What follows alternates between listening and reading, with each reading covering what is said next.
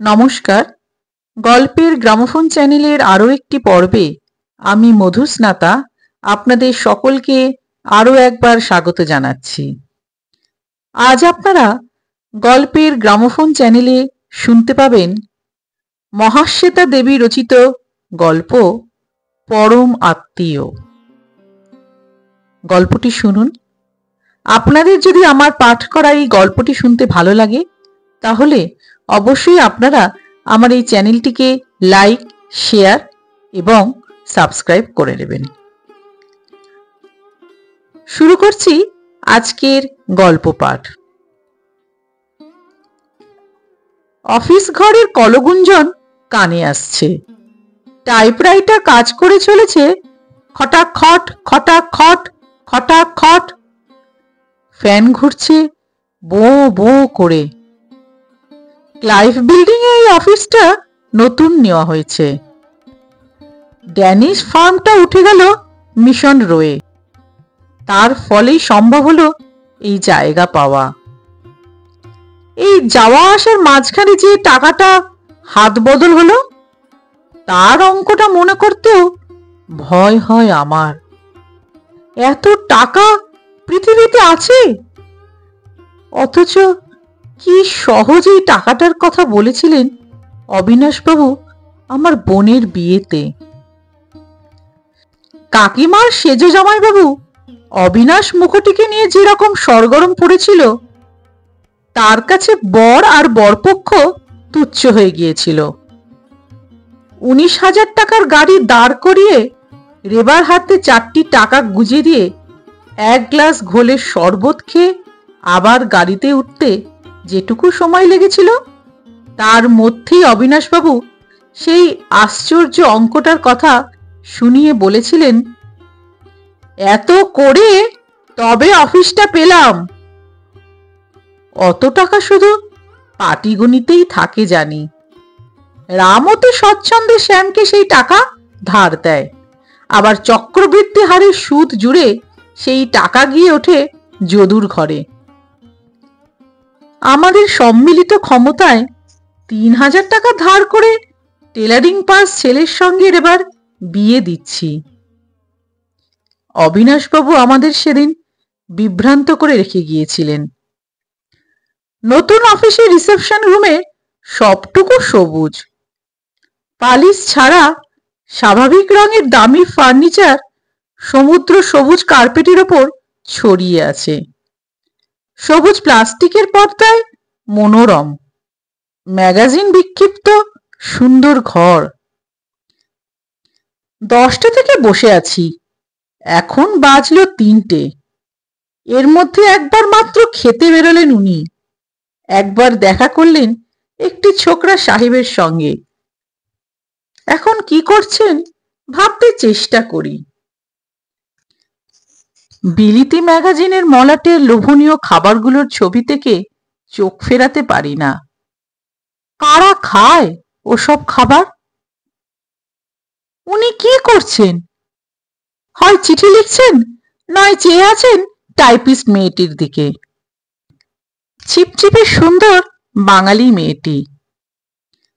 Panjabi steno মেয়েটির সঙ্গে খুটখুটে জুতোয় শব্দ তুলে যাওয়া আসা করে দেখেছি। সম্ভবত তারই সঙ্গে কথা বলছেন অবিনাশ বাবু। বাবু কি করছেন ওই বেয়ারাটাকে জিজ্ঞেস করতে ইচ্ছা করছে। ইচ্ছে থাকলেও জিজ্ঞাসা করতে পারছি না, সেটা দস্তুর নয়। বেদস্তুর কিছু আমি করতে পারি না, তাতে অফিসে মাথা হেঁট হবে কাকিমার সেজ জামাইবাবুর। আমি যে ওর আত্মীয় সে কথা অবশ্য কেউ জানে না।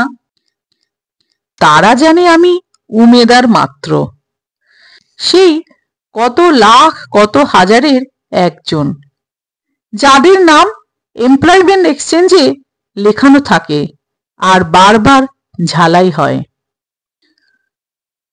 সকালে কি খেয়ে বেরিয়েছি ভুলে গিয়েছি। খিদেই পেট জ্বালা করছে। অবিনাশ বাবুর বাড়িতে কত রকম অ্যালার্জির কথা শুনি। জয়া মাসির নাকি মাছ দেখলেই অ্যালার্জি হয়। একটু সিদ্ধ মাংস আর একটু সাদা সস। কেমন করে যেন উচ্চারণ করেন জয়া মাসি। ভাবতে গিয়েও কষ্ট হলো। মাংস আর সস, সস আর মাংস। কিন্তু এমনি করেই কষ্ট করতে হয়, তাহলে বড় হওয়া যায় জীবনে, হওয়া যায় অবিনাশ মুখোটি। 4:27 বেরুলেন উনি। আমি শশব্যস্ত হয়ে দাঁড়াই। বললেন, আরে মনি যে, কতক্ষণ? আগে এই 10টা থেকে। তাই নাকি? Too bad.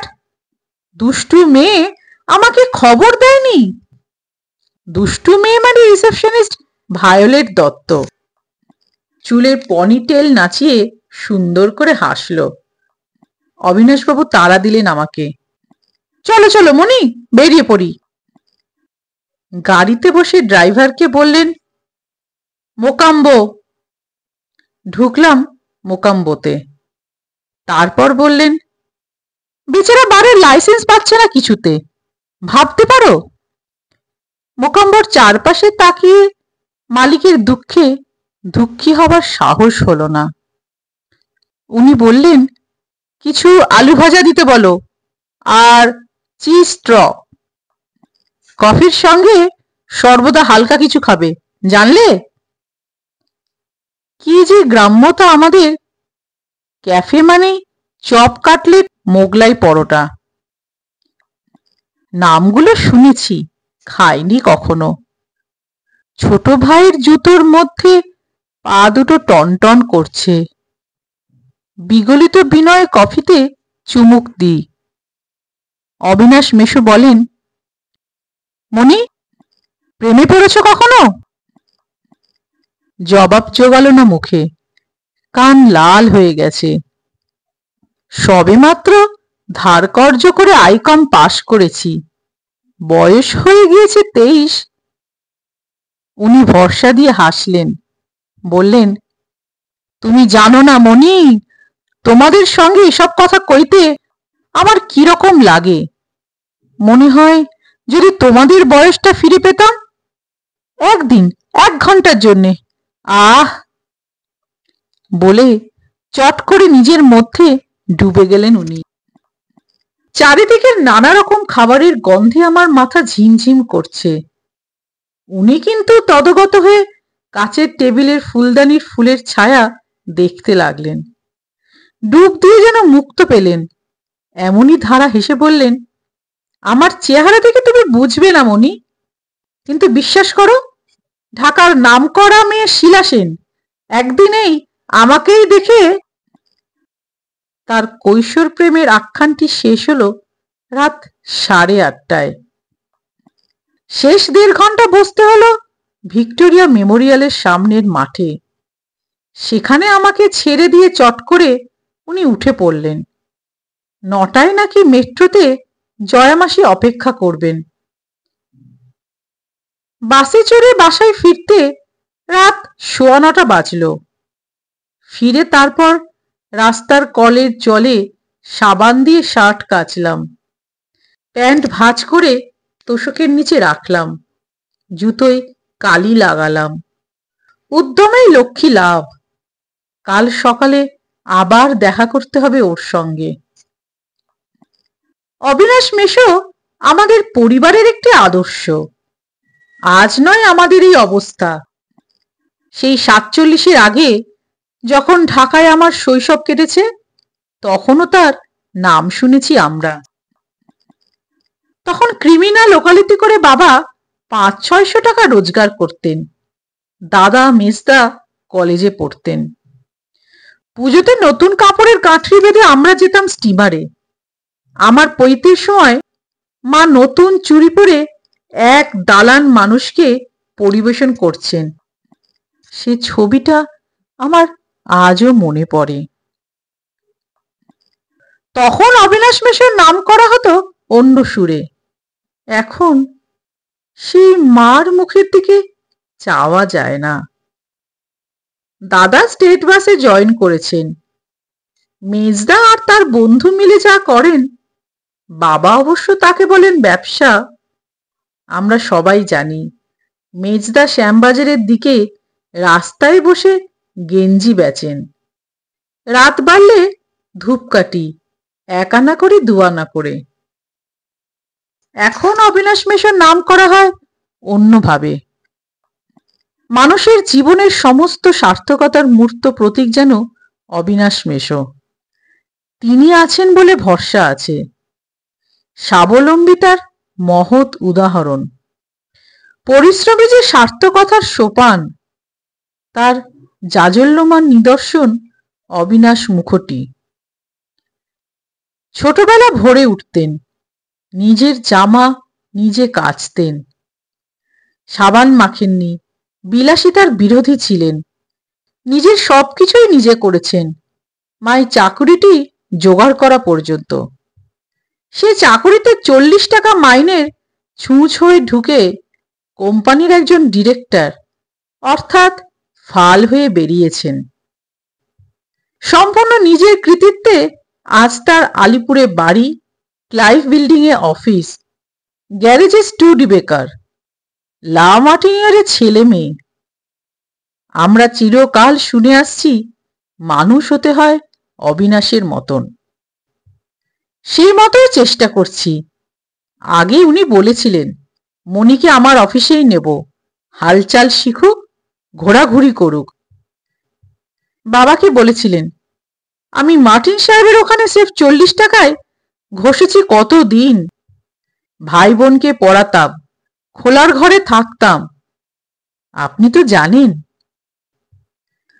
মহাজনে আচরিত পন্থাই তো ধরতে হবে। এক ঠিকেজির ভরসায় 19 জনের সংসার। জামা প্যান্ট সাবান দিয়ে কেচে কেচে পোক্ত হলাম। নিজের খরচ টিউশনি করে নিজেই চালায়। জামা প্যান্ট করিয়ে নি, জুতো কিনি। তখন রেবার বিয়েতে এসে উনি বললেন শুধু নিজের কথাই ভেবো না মনি, দুনিয়াতে এসেছো, পরের কথাও ভেবো। তুমি তো একা নও, মা বাবা ভাই বোন। কার্নেগির জীবনী পড়েছ? রকফেলারের কথা জানো? ব্রিটিশ কাউন্সিলে ভর্তি হয়ে পড়াশোনা করতে পারো না? মাথা যেন কাটা গেল। এমন কথা তো উনি বলতে পারেন। উনি কি সোজা মানুষ? এতখানি স্বার্থপরতা নিয়ে চলাফেরা করছি আমি। বিয়ের খাটাখাটনিতে পায়ের তলাটা খসে পড়ছে ব্যথায়। এক হাতে ডালের বালতি আর এক হাতে কুমড়োর ছক্কার থালা ধরে আমি লজ্জায় মরে গেলাম। তখন উনি হাসলেন, এমন সুন্দর হাসি ওর। বললেন মুষড়ে পড়লে তো। পাগল পাগল তুমি মনি। এসো, যোগাযোগ রেখো, কাজের খোঁজ পেলেই দেব। জানো তো কি রকম কম্পিটিশন। আসা যাওয়া করছি আজ 6 মাস ধরে। উত্তমে ভাটা পড়লে চলবে না। বাবা মা দাদা মেজদা আমার দিকে খাবার সময় এমন করে তাকান যে আমার গায়ে বেঁধে। স্পষ্ট বুঝি যে তারা আমাকেই দোষ দিচ্ছেন পদে পদে। অবিনাশ মেশোর সঙ্গে আমার এত আলাপ, সকাল 10টা থেকে রাত 9টা অবধি তার সঙ্গে কাটাই, তবু যে কেন কিছু হচ্ছে না, সেজন্যে আমি দায়ী। নিশ্চয়ই আমি পারছি না, হেরে যাচ্ছি। তাদের নীরব অভিযোগ হাজারটা শলা হয়ে আমাকে বেঁধে। সকালবেলা মরিয়া হয়ে উঠি, মনকে বলি আর নয়, আজ যা হয় একটা করবই। সামনে গেলেই ভাষা হারায়। সেই চমৎকার হাসি। বলেন মনি, তোমার জয়া মাসি ফোন করেছেন, বিকেলে চা খেতে বলেছেন কাদের। কেক, চায়, আইসক্রিম, সন্দেশ, ফুল। যাও তো ভাই। এই তো চায়। Good boy. রজনীগন্ধা, কেক আর সন্দেশের পেছনে দুপুর ভোর ঘুরি। তারই 30 টাকা পকেটে নিয়ে। তবু 1 কাপ চায়ে শুকনো গলা ভিজিয়ে নিতে ভরসা হয় না, হলেই বা 6 পয়সা বা 2 আনা। অসৎ আচরণ করা কি সম্ভব? অনেক পুরুষের উত্তরাধিকার আমাকে শাসন করে, পেটে খিদে চুয়ে চুয়ে মরে।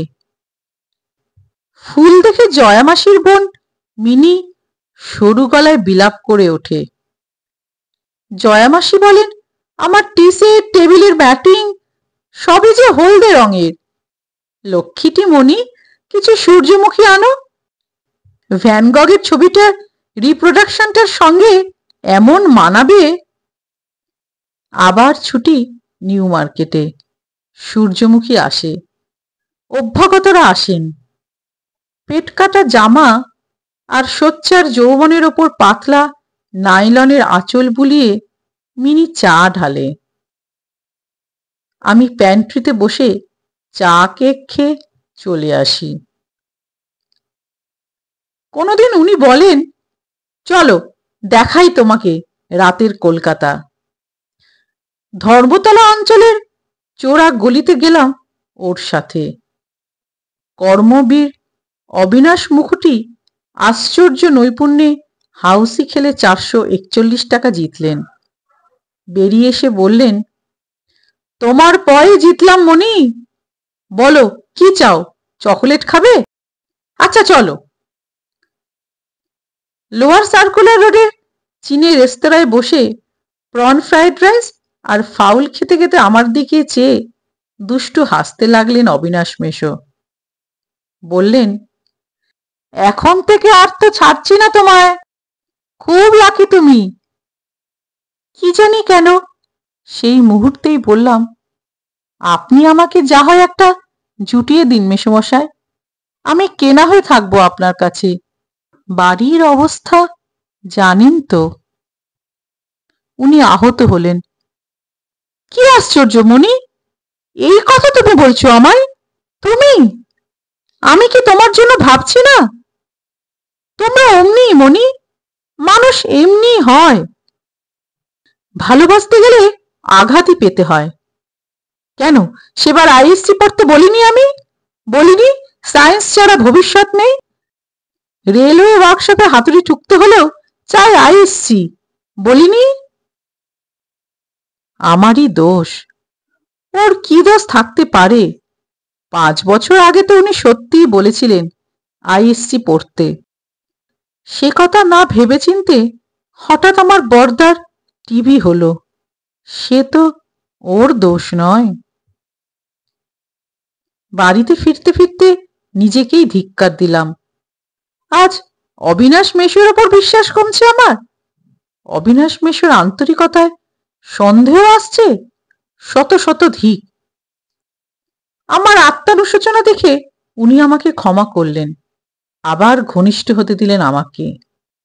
মিনির জন্যে এল মল্লিক থেকে রং মিলিয়ে উল আনা, জয়ামাসির চিঠি বড়নগরে পৌঁছে দিয়ে আসা, জয়ামাসির পিয়ানো টিচার ললিতা সিনহা আর ওর জন্যে সিনেমার টিকিট কেনা, এইসব কাজের ভার আবার দিলেন আমাকে। অর্থাৎ ওর জগতে প্রবেশের ছাড়পত্র পেলাম এমনি করে। কাজের ফাঁকে ফাঁকে কত দিনে কত কথাই যে শোনালেন। একদিন বাড়িতে বাগানে বেতের আসবাব ছিটিয়ে বসে কুকুরটাকে বল ছুড়ে দিতে দিতে বললেন, টেকনিক্যাল কিছু না জানলে এই দিনকাল। আচ্ছা, পাবলিক সার্ভিস কমিশনের পরীক্ষাটা দেবার কথা ভাবছ? কি আশ্চর্য, ভুলেই যায়, তুমি গ্র্যাজুয়েট নও। দেখো জয়া। ঘাড় ফিরিয়ে শুনতে গিয়ে জয়ামাসির আঁচল বুক ছেড়ে মাটিতে লুটিয়ে গেল।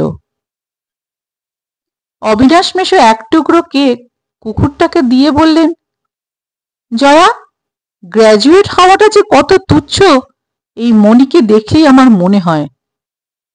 24 বছর বয়সে আর মাথা উঁচু করে দারিদ্র্যের সঙ্গে লড়াই করা কি যে ভালো লাগে ভাবলে।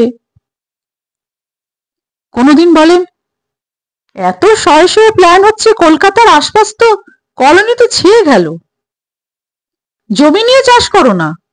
কলকাতার কাছাকাছি কয়েক বিঘা জমির কিছু ধান, কিছু মুরগি, একখানা ঘর তুলে স্বাধীনভাবে বাস করা, আর কিছু চায় না কি মানুষ? আমি তোমায় বলে দিচ্ছি মণি, এ সমস্যা আজ পশ্চিমে উঠছে। টেলিভিশন আর স্কাইক্র্যাপার দেখে দেখে আবার চাইছে মাটির স্পর্শ। কোনোদিন বললেন নেভিতে চলে যাও না, ট্রেনিং নিয়ে এসো। আর কিছু করো আর নাই করো, শরীরটা তো বানাতে পারবে। স্বাস্থ্য থাকলে আর কি লাগে? কাগজ বেচেও তো দিন যায়। এমনি করে 11 মাস হাজিরা দিলাম। জুতো জোড়া ছিঁড়ে গিয়েছে, শার্ট দুটো সেলাই করেও আর টেকে না। সাবান কেচে যে স্বাবলম্বী হব, সে পথ রাম রাবণ একজোটে ঘায়েল করেছে। পুরনো শার্টে সাবান ঘষা সইবে না। মেজদার ব্যবসা বন্ধ। আমার তৃতীয় টিউশনিটার টাকাও সংসারেই লাগে। মাঝখান থেকে চা, চিনি, সাবান এগুলো বিলাসিতার পর্যায়ে চলে গিয়েছে। বাবার মেজাজ আরো চড়া। কিন্তু অবিনাশ মুখোটির সঙ্গে আমার পরিচয় আজও কোনো পরিণতিতে এলো না।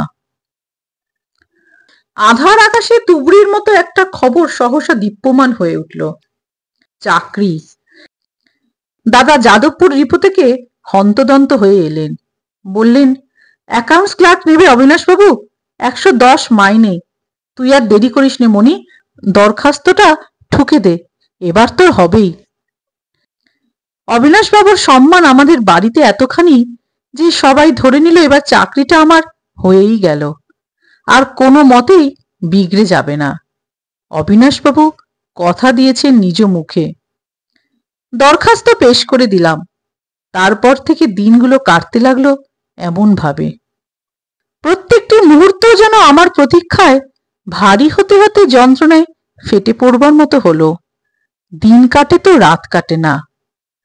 ডাক পিয়নের আশায় চেয়ে চেয়ে চোখ ক্লান্ত, খবর আর আসে না। 10 দিন বাদে উনি ডাকলেন। গেলাম অবিনাশবাবুর অফিসে।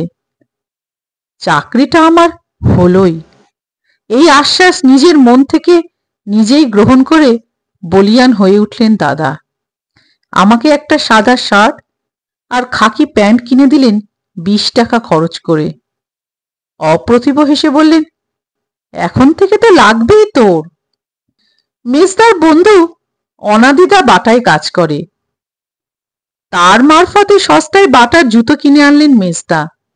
দাদার কেনা জামা আর মেজদার কেনা জুতো পরে যখন বেরোলাম, মনে হলো সমস্ত পরিবারটার আশা ভরসা নিয়ে চলেছি আমি।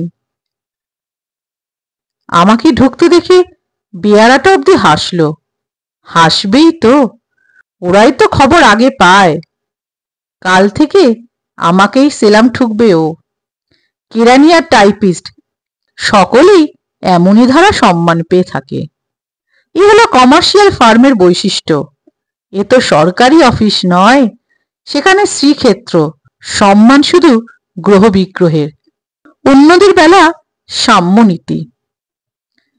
টাইপিস্ট মেয়েটি একতারা কাগজ হাতে বেরোয়, পাশের ঘরে যায়। আমি আজ দুঃসাহসী, তার দিকে চেয়েও একটু হাসি। আমার 24 বছরের বুকে হঠাৎ যেন একটা উত্তাপ অনুভব করি, বেশ লাগে। রক্তটা কেমন ঝিমিয়েছিল এতদিন, এখন কেমন তাজা হয়ে উঠেছে। নইলে এতদিনে একবারও কি ভাবতে সাহস করেছি মেয়েটি কত সুন্দর? রুমালে হাত ঘষতে ঘষতে হাসতে হাসতে বেরোন অবিনাশবাবু, চটপট ভাবে তাড়াহুড়ো করে। সুইং ডোরটা ধাক্কায় পেছনে সরে যায়। গানের মতো বলেন, চলো চলো চলো। ঝড়ের বেগে আমায় উড়িয়ে নিয়ে আসেন ব্রডওয়েতে।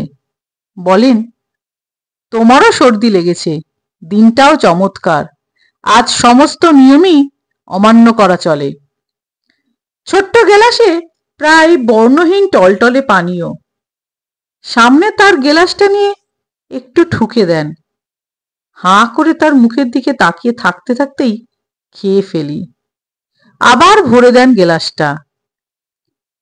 আমার মাথা কেমন মেতে ওঠে। উনি নিচু হয়ে মুখের কাছে মুখ এনে বলেন, মণি, আমার অফিসের কাজটা তোমার হলো না, মানে একটু ভালো লোক পেলাম, ওই তোমার মতো আই কমই, তবে তোমার জয়া মাসির কথা। যা হোক মণি, কিছু ভেবো না, একটা কিছু আমি করে দেবই তোমাকে। চেয়ে থাকতে থাকতেই আমি গেলাসটা খালি করে ফেলেছি। উনিও খাচ্ছেন। সমস্ত স্বপ্নের মতো অবাস্তব। ওর কথাগুলো অসম্ভব জোরে আমার মগজে পিটতে থাকে। উনি বলেন, আমি যখন আছি তোমার ভয় কি? হ্যাঁ, বলি ভয়টা কি? বলে ঝুঁকে পড়েন। জড়িয়ে জড়িয়ে বলেন, এই তো আসছো, 40 টাকার মদ খাচ্ছ, 19,000-এর গাড়িতে চড়ছ, 110 টাকার চাকরি ছো মণি, ও চাকরিতে তোমার হবে কি? মানে? মানে পরিষ্কার, যতদিন পারো ভোগ করো জীবনটাকে, মেয়েদের পেছনেই ঘোরো, তোমার বয়স থাকলে আমি।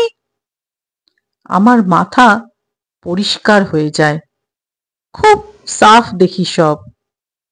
দেখি রং ফর্সা, মোটা, আকাট মূর্খ একটা লোক পুরো লাল ঠোঁট জিভ দিয়ে চাটছে আর কি বলছে। উঠে দাঁড়ায়। আমার চেয়ে মাথায় 1 হাত লম্বা অবিনাশ মুখটিকে মনে হয় আমার চেয়ে অনেক ছোট। একটা বেপরোয়া সাহস আসে। দাঁড়িয়ে মনে হয় অনেক উপর থেকে দেখছি আমি অবিনাশ মুখটিকে। মনে হয় আমার সামনে বসে গবগবিয়ে মদ খাচ্ছে যে লোকটা, তার মতো কুৎসিত করুণার পাত্র আর দেখিনি। বলি, চুপ, আর একটা কথাও নয়। তোমার ধাপ্পাবাজি আমি অনেক শুনেছি। তুমি একটা আস্ত বদমাইশ, মনিবের পা চাটা চরিত্রহীন উল্লুক। তোমাকে আমি এই এমনি করে বলে গায়ের জোরে একটা চড় মারি। কাচের গেলাস বোতল এক ঝটকায় ফেলে দিই তার মুখে। ফলাফল কি হলো না দেখেই বেরিয়ে আসি নবাবের মতো। এ হলো কালকের কথা। আজ সকালে ঘুম ভেঙে মাথা ব্যথা করছে। ভাবতে পারছি না কি করে অমন ধারা ব্যবহার করেছি কাকিমার সেজ জামাইবাবুর সঙ্গে। এ কাজ না হোক অন্য কাজ, কেরানি না হোক চাপরাশির কাজ, এবছর না হোক অন্য বছর, একটা না একটা জুটিয়ে দিতেন তিনি আমাকে। ওর মতো সদাশয় কৃতি কর্মবীর কি ফেলতেন আমাকে? টিকে থাকলেই আখেরের ব্যবস্থা করতেন। টিকতে আমিই পারলাম না, নিঃসন্দেহে আমারই দোষ। তবু তো বসে থাকলে চলবে না। এবার ধরব বৌদি সেজ পিসে মশাইকে। নতুন উদ্যমে জুতোয় কালি ঘষতে লাগলাম।